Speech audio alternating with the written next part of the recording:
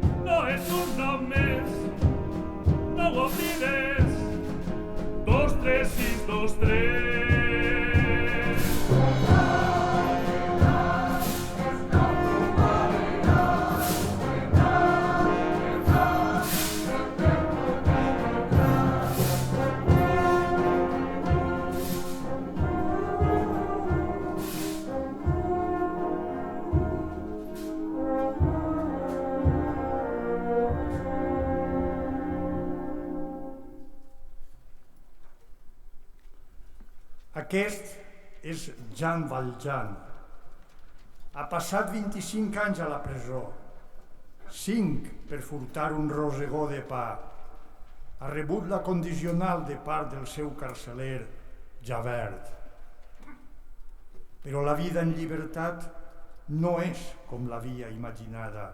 No troba faena i per tots és repudiat.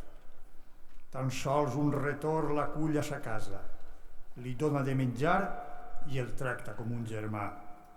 Però Valjean, ressentit, indignat i desconfiat, quan aquell dorm, fuig robant-li la vaixella de plata. Pront és descobert i detingut, però el Flare, davant la policia, afirma que aquella vaixella fou un regal i encara diu més. Per cert, havies oblidat aquests 2 canelobres. Quan estan a soles, li prega utilitze aquella plata per redimir-se i convertir-se en un home de bé. La seua ànima ara pertany a Déu. Valjean inicia un soliloqui sobre el que ha passat. Cal seguir, es pregunta, amb la seva identitat o renunciar i canviar de vida?